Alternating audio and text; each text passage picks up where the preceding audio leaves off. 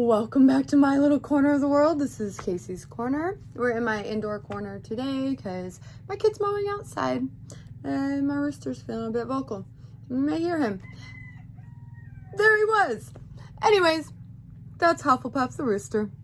Anyways, as you may have told, this is another one of my What Makes a Hedgewitch series, because I'm turning it into a series. While I enjoyed my last one, I have had a request to do more, to do another Hedgewitch video, that's all I need, just one little vote of encouragement, and here I am. But because there is so much more about being a Hedgewitch than just making room for those who don't do hallucinogenics. If you didn't see my last video, it was what makes a Hedgewitch. Surprise, it's not hallucinogenics. Because I wanted to, I feel it's really important to make space for those who, for their own mental health, would rather leave those to more controlled therapeutic environments, rather than feeling like that's something they absolutely have to do to be a Hedgewitch. Like, no, you don't. Like, there's so much more to being a Hedgewitch. But today I want to take it down the, other half, the hedge rider. Cause again, that's, the sources for these words. These are all old, Finnish? I don't think that's right. Now I done drawn a blank, but maybe it's Finnish words. Anyways, but these, it's hard for me to say. So last time I focused on the Hegenpreker, which was the hedge priest. And this time I do want to address, a lot of people will, as their evidence for what it means to be a hedge witch, they'll say, it sources back to the word, Hegetessa, or whatever. It's hard to say in my accent, and I don't have it written down in front of me right now. So you get what I mean, because it's all over the internet, and you've seen it everywhere. Every other darn video about hedge witches, that's where they go. It's that route. So let's talk about it. Okay, what hedges do we ride? So let's think. What is a hedge in the first place? A hedge is the wild place, was a wild place along the edges of society. Not necessarily like a well-manicured row of bushes. Or it was a general area that was between, that's basically, it's that wild place between where you're actually really wild, but you're starting to filter into the society. It's like us. We live in unincorporated lands. So we are just outside city proper. But we're between other cities. And we're in a bunch of farms. But so it's not just like a literal border between, like a physical, like a line, like a binary real quick, okay, this and this. It's being open to a while, to being comfortable in those transitional places between two worlds. And that can be lots of different worlds. I like to think of my job as a hedge witch as being a kind of spiritual language translator. I like to think of, because I grew up in a lot of going to Catholic and Baptist churches, and non-denominational churches too. But they all pretty much spoke the same spiritual language. But I've also learned about other faiths and attended temples and things, and learned, there's another spiritual language for a different set of beliefs. That is often, if you understand it, you often see where there's a lot of crossover, even though they may not necessarily be using the same words or metaphors or things, or language, literally, but there's a lot of crossover and common places. And so there's room for people who don't necessarily belong to any place, to help, to bridge the gaps. As like I said in the last video, Hedgewitch came about in the 80s because solitary practitioners wanted a word for themselves to break away from the structure of the Wiccan hierarchy in the Wiccan faith. So they found a word for themselves, and it grew and it grew, and here it is. It's a whole thing now. Like, people will try and source it way back and make it an ancient thing when the word itself it's fairly new, and we are inspired by the types of people who used folk magic. Because what is folk? It's the people. It's for the people. So there were always people outside of the authority, the established authority of healing, of spiritual practice. There are those that have existed outside of that and are all, so they tend to be the inspiration for the modern Hedgewitch. Oh, now my mind just went blank. Like, okay. Where does that get? Oh, this is probably going to be my first edit. I'm going to stop here and come back. Thanks, bye. And we're back. Okay, sorry, I kind of lost my train of thought. See, there it goes again, right out the window. The end, because what had caused my mind to go blank was me hearing the door, and it was my husband getting home from work and stuff. So I had gotten off, talked to him, and the next thing I know, it's the next morning. Here we are. Yes, I'm wearing the same outfit because I put this on only for this video. So I put it back on this morning for continuity.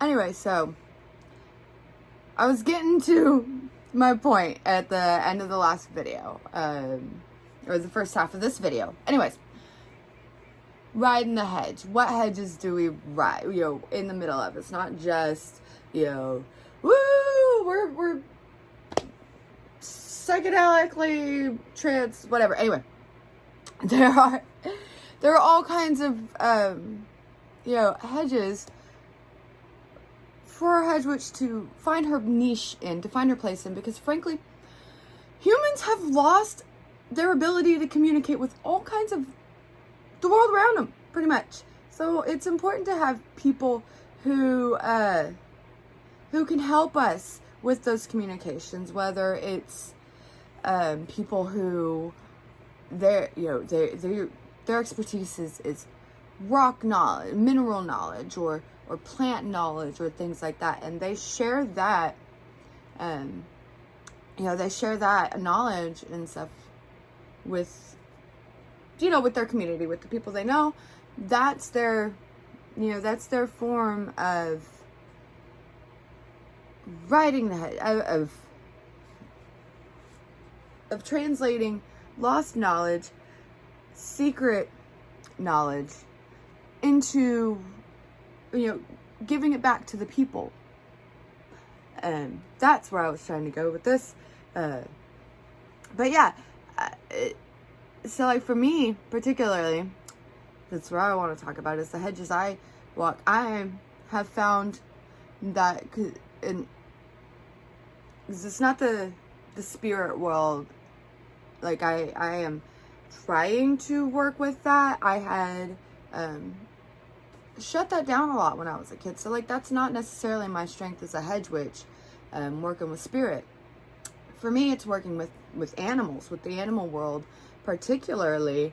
I just have always felt, I don't know, I've just always felt like that connection with the animal world.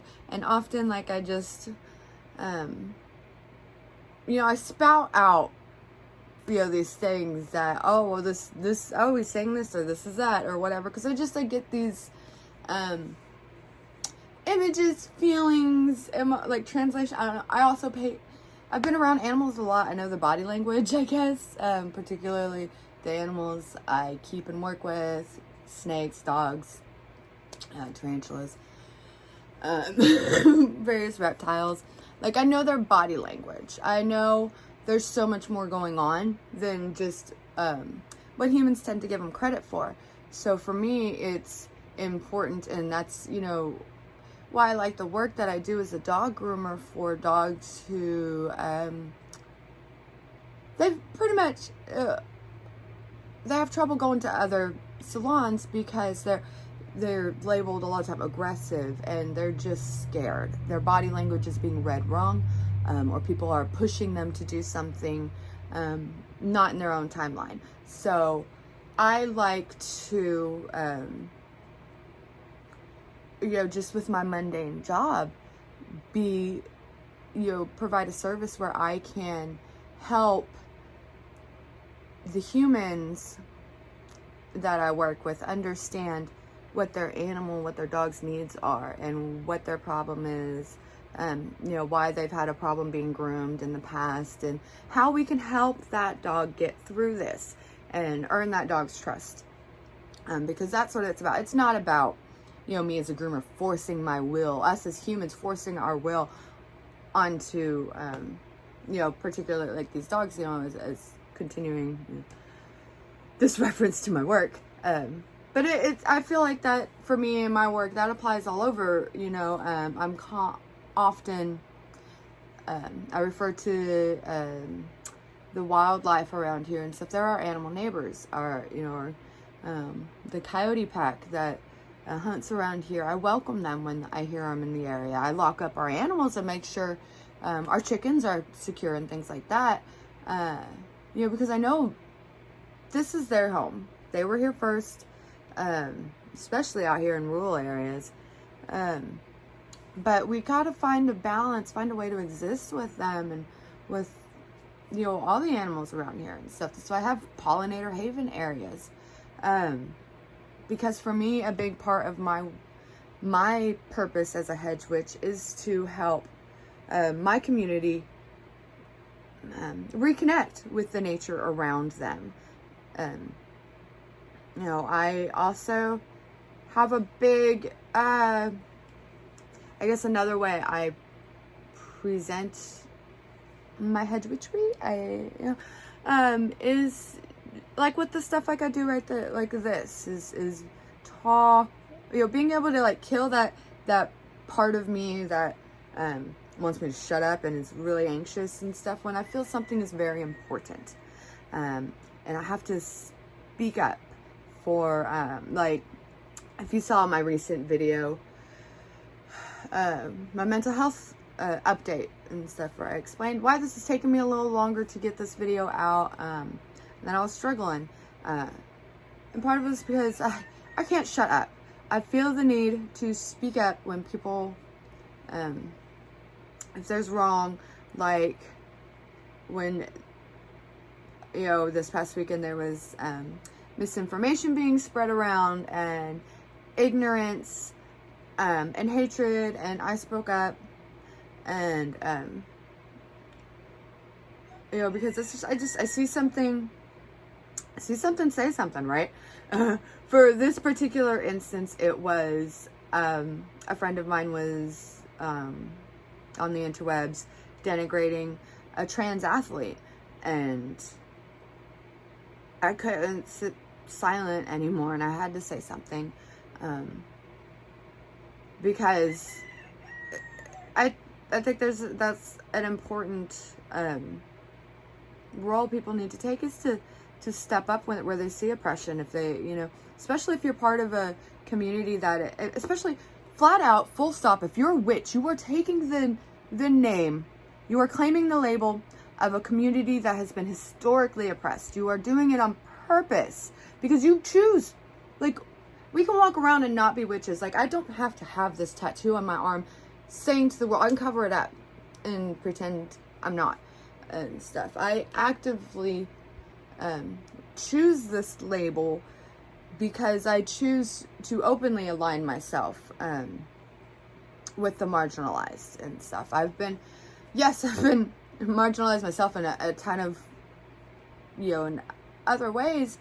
But I feel like all of that, the hatred I face, from,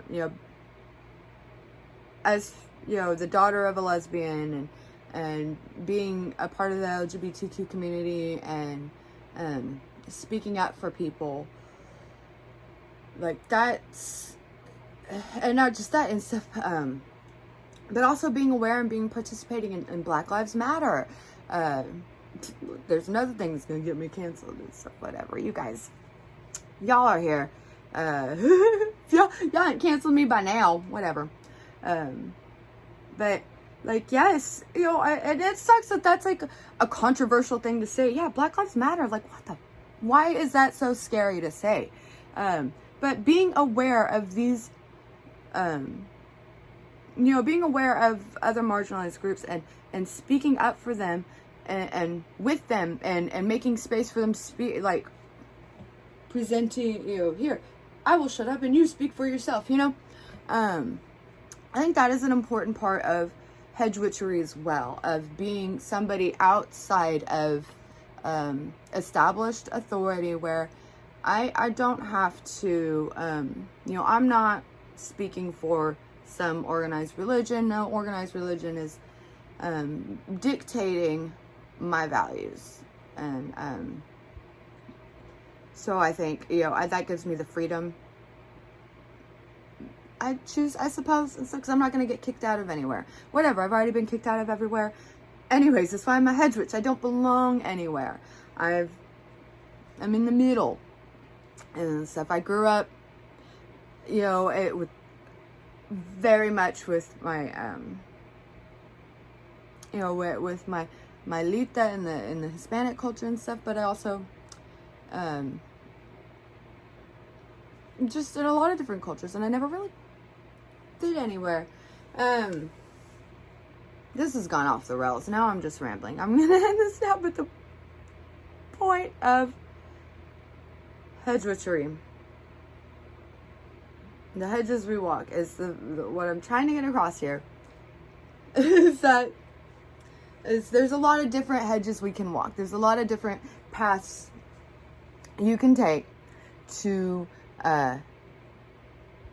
to walk that hedge, to walk that, that wild place between societies and between worlds, between the worlds, of the living and the dead, between the worlds of the animals and the humans, between the past and the present. That's another big aspect of me is hunting down, researching, learning about our own human past and telling people, helping, being like, hey, this is what's up. This was what happened. This was the knowledge that was suppressed and that we weren't allowed to use. Bring that back. That's another important aspect of my practice of being a hedge witch. So I hope I gave y'all options and stuff. I hope I made some of you guys that feel pressured to to do that trance work between the living and the dead and spirit work. I know that's not for everybody. There are those who are stronger in that. There are those who are gifted in that. And there are those who are gifted in a ton of other things that are just as valid and it's just as needed in hedgewitchery, in the community, in the world. Like, there is a place for us. There's a place for people who can move between communities and can be comfortable with that. I think it's really important because, especially right now, we have everybody, we've gone so tribal. So many people are going tribal and are just shutting down and wanting to be a part of their just isolated groups and forgetting how connected we all are. And so, it's important for us to stay connected, y'all. Rooster again. yeah, I'm gonna end this. I've definitely been rambling a bit, but this is something that's, I'm trying to wrap my head around about how to communicate this without just sitting here reading a script, because I know that will keep me focused. I can't memorize it, because I've said before, my brain's just got a lot of different things dishing around in there. But I hope just kind of talking about this for a few minutes at least gets you something.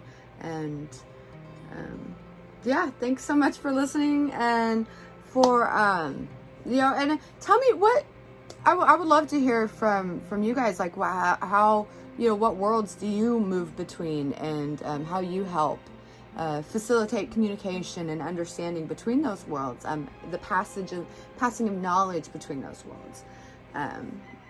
I suppose that's what wraps it all up, is that the Hedgewitches are those who can live between all kinds of worlds and pass that knowledge around.